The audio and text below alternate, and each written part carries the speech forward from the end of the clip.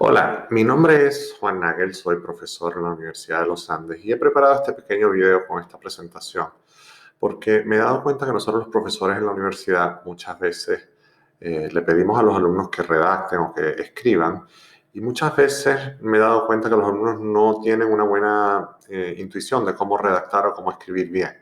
Por lo tanto, este video puede servir como una especie de resumen de mejores prácticas que yo he aprendido en mi vida como persona que ha escrito para que ustedes quizás lo encuentren útil y pueda ayudarles y orientarlos en mejorar su redacción.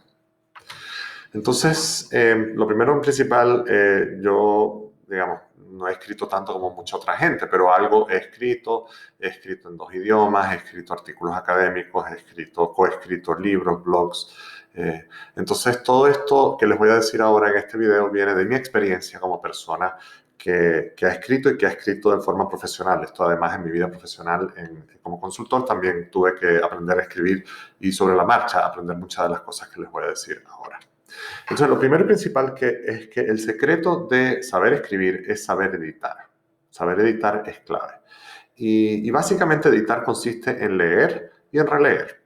Y obviamente en corregir. Entonces, en ese sentido, cuando uno lee y relee, y esto hay que hacerlo varias veces, uno recorta, uno reorganiza, uno modifica, uno se pregunta la estructura, cuál es la estructura que estoy utilizando en mi escrito, cómo puedo hacerlo mejor, qué partes no se entienden, qué partes encajan mal, qué partes encajan bien. Un buen texto, a mi modo de ver, requiere por lo menos 3 ediciones, o sea, 3 procesos en los cuales el escritor edita el texto. Mucho mejor aún si ustedes logran conseguir a alguien que les lea su texto y los ayude a editar. No siempre eso es posible, pero si logran eso, mucho mejor. ¿Ya? Es bueno espaciar las ediciones, no hacerlas una detrás de otra, sino, por ejemplo, darse un tiempo para unas horas, un día, 2 días, por lo menos para que uno tome distancia del texto y vuelva a tomarlo y ahí pueda mirarlo desde otra perspectiva. Muchas veces funciona que uno lea en voz alta lo que uno escribe. Que tú leas y veas si fluye. Por ejemplo, si al leerlo te cuesta decirlo, es una señal de que quizás el texto no está bien escrito, está escrito de una forma que podría ser mejorable. ¿Ya? Evitar los lugares comunes, y esto es algo contra lo cual todos luchamos a la hora de escribir. La gente dice, bueno, ¿qué gente? ¿Quién dice? O sea, ¿cómo lo dice? Lo dice, lo escribe, lo enuncia, lo postula, etc. Con el corazón en la mano. Adjetivos o frases como tensa calma, por ejemplo, son lugares comunes también. Por ejemplo, cuando uno habla de un padre ejemplar, por ejemplo, ese es otro lugar común. Por un lado, por otro lado. Es decir, no es que estén malas estas cosas, esto básicamente no es mala redacción, pero son lugares comunes que son posiblemente mejorables. Y en ese sentido, recuerden utilizar los tesauros y recuerden que hay muchas herramientas para mejorar la redacción que ustedes podrían utilizar. También yo les recomiendo que usen lenguaje formal, sobre todo en su escritura en la universidad. Por ejemplo, no usar a sí mismo, no usar entonces, sino usar por consiguiente.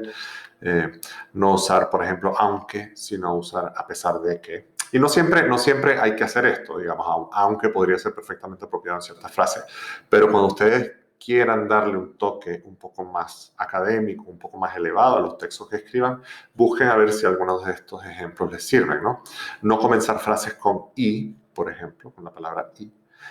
Y asegurarse que todas sus frases tienen sujeto, verbo y objeto.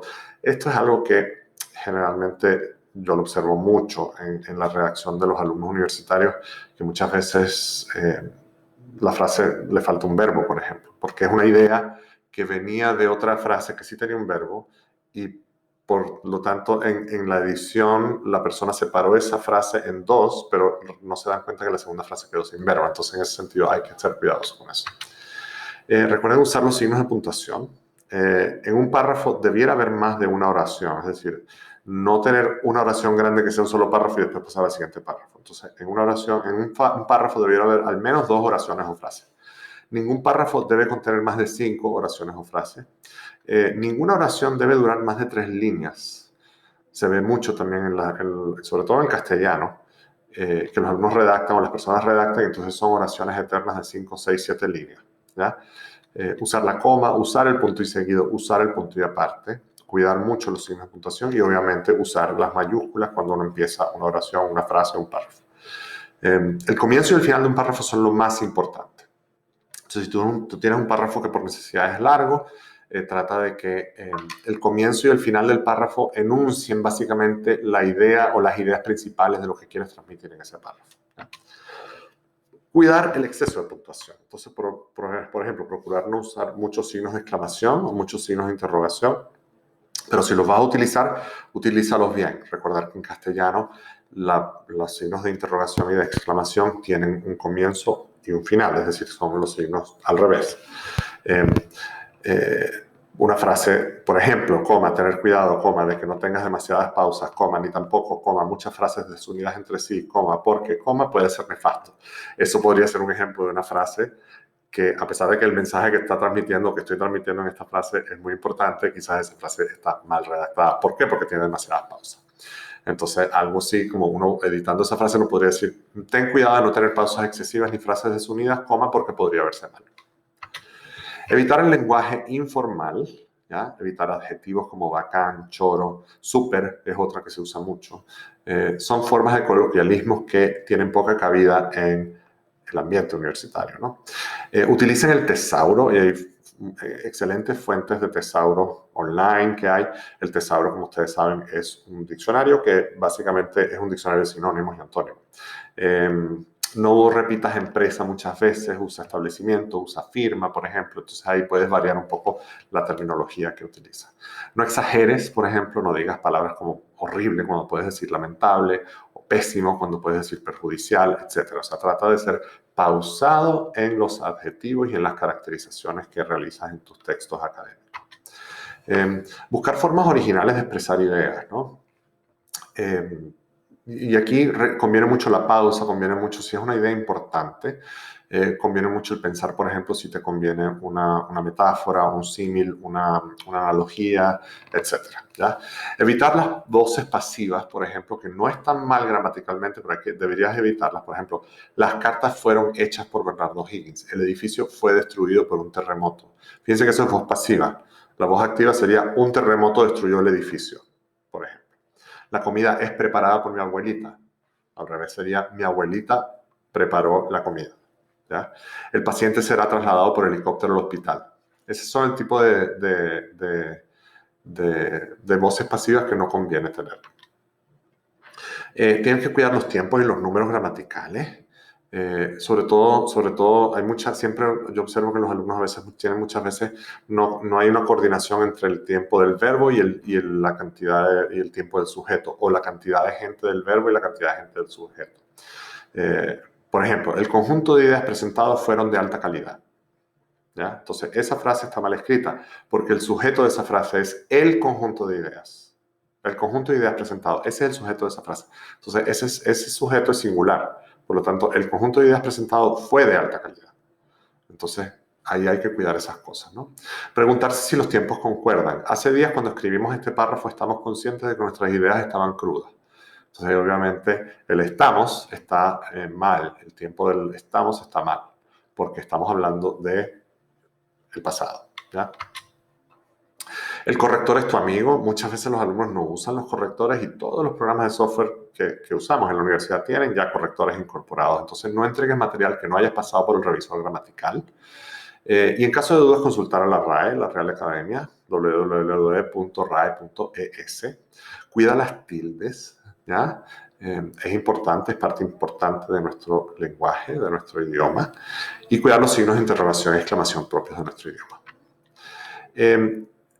También muy importante para saber redactar es leer, ¿verdad? Leer y planificarse. Leer buena literatura. Para redactar es imposible emprender a redactar bien si uno no lee. Si no lees artículos de prensa, si no lees revistas especializadas, si no lees literatura, va a ser imposible que sea una persona que sabe escribir bien. Por lo tanto, hay que leer, hay que leer. Hay buenos libros acerca de cómo escribir bien, y hay varios que yo podría recomendarles. Y recordar que un buen texto comienza con un esquema. Siempre yo trato de decirles que hago la analogía que un buen artículo, un buen texto es como una estructura arquitectónica, como una casa. en la cual uno va planificando la casa y uno dice, ya, bueno, para hacer la casa primero están los fundamentos, el piso, después las vigas, después el techo, después uno va rellenando, etcétera. Entonces piensen en su texto como un poquito como eso. Entonces, por ejemplo, decir, bueno, ¿cuáles son las ideas principales que yo voy a decir? Este texto va a tener esta introducción, va a tener este marco teórico, va a tener este análisis, voy a incluir estos datos. Entonces uno va armándolo como si fuera un texto. Entonces hay que planificarse, ¿ya? La buena escritura no es adornada, es natural y hay que simplificar lo que uno quiere decir. Es decir, si tú quieres decir algo simple, no lo adornes con mucho texto. Dilo de forma simple. Muchas veces cuando uno lee un texto y uno dice, pucha, esto podría estar mejor redactado, eh, lo mejor, lo más conveniente es decir, tomar un espacio y decir, ¿cuál es la idea que yo quiero expresar aquí de la forma, cómo lo diría de la forma más simple posible? Entonces escríbela y de repente revise y bueno, quizás dicho de esta forma súper simple, con un poquito de aderezo, queda mucho mejor que la forma súper redactada como yo lo redacté al principio. Súper adornada, perdón, como yo lo redacté al principio. Hay que tener cuidado con los plagios, obviamente esto es algo súper serio en la universidad, entonces por ejemplo no debes usar palabras que no son tuyas, usa los pies de página, son tus amigos, si estás en duda de si deberías citar algo o no, cítalo, ¿verdad? Contextualiza. También, por ejemplo, en su trabajo del día tal, el autor tal, no sé qué, dice, abre comillas, cierra comillas, o puedes parafrasear, decir, dice que la teoría tal se aplica a tal parte y pones un pie de página con la cita bibliográfica, por ejemplo. Cita con frecuencia, ¿ya? No existe tal cosa como tener demasiadas citas bibliográficas, yo creo que aquí más es mejor. Y buscar que alguien lea tu trabajo con ojo crítico. Y si tienes dudas acerca de plagio, acerca de citas, consulta con tu profesor guía o con alguien especializado, ¿no? Y por último, practica la escritura.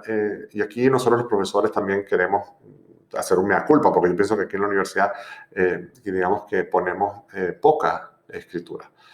O mandamos pocas tareas, podríamos hacer más para mandar más tareas de escritura, ¿no?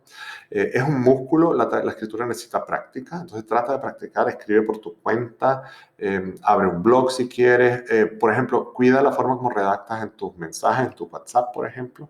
La escritura es una de las pocas cosas que aún nos separan de las máquinas, aún. Ahora hay máquinas que ya empiezan a escribir y redactar casi que mejor que las personas, pero yo creo que a estas alturas todavía sigue siendo una habilidad que nos separa de las máquinas, ¿no? Busca escribir con originalidad, encuentra tu propia voz. Yo creo que el mundo quiere saber qué quieres decir y la escritura es una de las formas más idóneas que hay para poder expresar tus ideas. Y recuerda que en la Universidad de los Andes existe un centro de escritura que te puede ayudar también.